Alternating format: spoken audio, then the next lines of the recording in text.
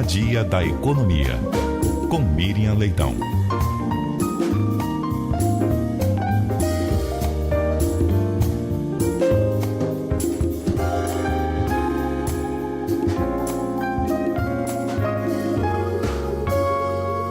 Bom dia, Miriam. Bom dia, Cássia. Bom dia, Nadédia. Bom dia, ouvintes da Rádio CBN. Bom dia, Miriam. Miriam, vamos falar a respeito dessa crise que começa a atingir o STF, principalmente na figura do ministro Dias Toffoli. Tudo isso relacionado à investigação do Banco Master, que fez, inclusive, o presidente da corte voltar antes do que estava previsto e emitir ontem uma nota sobre o assunto, Miriam. Pois é, ele soltou uma nota, o ministro Edson Fachin, e é uma nota que tem um começo muito bom, porque ele defende as instituições, explicando qual o papel de cada um. E na democracia é sempre bom ter essa revisita a por que existe essa instituição, por que existe aquela e qual o papel de cada um, o que é indelegável, o que exerce de maneira independente ou não. E depois ele passa para uma defesa do ministro Dias Toffoli. E aí tem uma contradição, porque quando ele fala, por exemplo, que é o Banco Central do Brasil, ele tem o dever de assegurar a estabilidade financeira e fazer tudo isso que ele tem feito, prevenir riscos sistêmicos, ele fala tais competências de natureza técnica e indelegável, ou seja, só o Banco Central pode fazer isso, devem ser exercidos com plena autonomia e sem ingerências indevidas. Pois é, o problema é que o ministro Dias Toffoli tentou interferir no Banco Central, tomou uma decisão que depois da qual ele recuou, mas recuou diante de muitas críticas da imprensa, de especialistas e de entidades do mercado financeiro, quando ele fez aquela tentativa de acareação entre o diretor do Banco Central e os investigados, até antes de interrogar os investigados, ia fazer uma acareação. E isso causou espécie, porque até o processo, né, natural, que primeiro interroga, depois vê as contradições, mas vê as contradições entre os investigados, não colocando o fiscalizador no mesmo patamar. Bom, ele recuou disso, mas recuou depois de muita crítica, né? E aí ele fala da atuação da Polícia Federal, que não fala de independência, autonomia na investigação, ele fala apenas que ela é indispensável. E depois o papel da Procuradoria-Geral da República. E aí ele passa para a defesa do próprio ministro Dias Toffoli, ele bota Dias Toffoli em letra alta, Dias Toffoli, dizendo que quando a corte está em recesso, é assim mesmo, né? E que qualquer dúvida se toma depois, pode ser discutido depois alguma dúvida em relação a quem está durante o recesso no comando de um processo, o relator de um processo tem autonomia para tomar decisão, e depois isso é submetido ao plenário. Mas o que será submetido a plenário?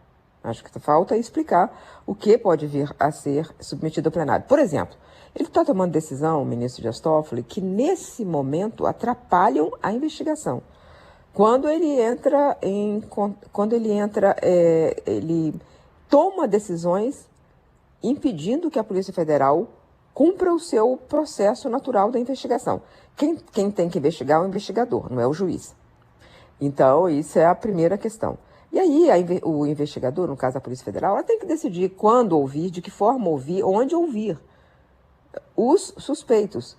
Não, há uma semana que está nessa dúvida sobre as oitivas. Agora estabeleceu-se quando serão as oitivas, de 8 testemunhas, mas elas serão ouvidas dentro do Supremo Tribunal Federal. Será que isso é normal? E serão ouvidas num prazo que o ministro deu. Quando o prazo da investigação tem que ser o prazo ótimo para ter o máximo de informação. Não um prazo pré-estabelecido. Só tem 48 horas para ouvir todo mundo. Foi isso que o ministro disse. Então, o ministro Fachin, quando defende as instituições, ele acerta. Quando ele faz uma defesa do ministro Dias Toffoli, ele entra em contradição com o que ele mesmo está dizendo, né? Porque ele fala que é legítimo o exercício regular da jurisdição por parte dos membros do tribunal no período de recesso. Eventuais vícios ou irregularidades serão examinados posteriormente. Mas o que virá em seguida? E aí ele passa a defender o Supremo, dizendo que ele está sendo atacado e dizendo que quem ataca o Supremo está atacando a democracia. Concordo. Quando, por exemplo, houve nos ataques do governo passado contra o Supremo Tribunal Federal e contra o TSE, ali era um ataque diretamente à democracia, fazia parte do pacote de conspiração contra a democracia. Mas agora o que está se discutindo é a conduta de um ministro. E a sociedade não pode ser impedida de ter dúvidas sobre a conduta de um ministro, sobre o qual, por fortes razões, pairam dúvidas da independência dele para julgar esse caso, ou da propriedade de que seja ele a julgar esse caso. A começar do fato de que ele avocou a si sem um motivo claro. Ele avocou a si porque um deputado foi citado e o deputado não é investigado, não tem nada a ver com nada e o negócio não foi feito. Né? Então, não é do âmbito do Supremo Tribunal Federal, para começo de conversa. E aí tem todas as dúvidas sobre ele, o seu comportamento e as suas ligações com pessoas que estão sendo investigadas.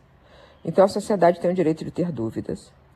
E a resposta disso não critica o ministro que está atacando a democracia, porque não é isso que está sendo feito nesse momento.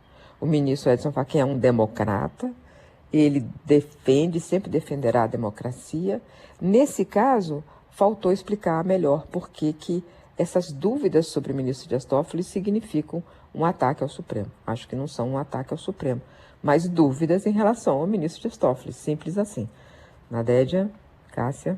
Ponderações muito importantes que você fez aqui. Miriam, a gente volta a te ouvir mais tarde, inclusive com a Nadédia Calado e o Carlos Alberto Sardenberg no CBN Brasil. Muito obrigada, até mais. Até mais. Até.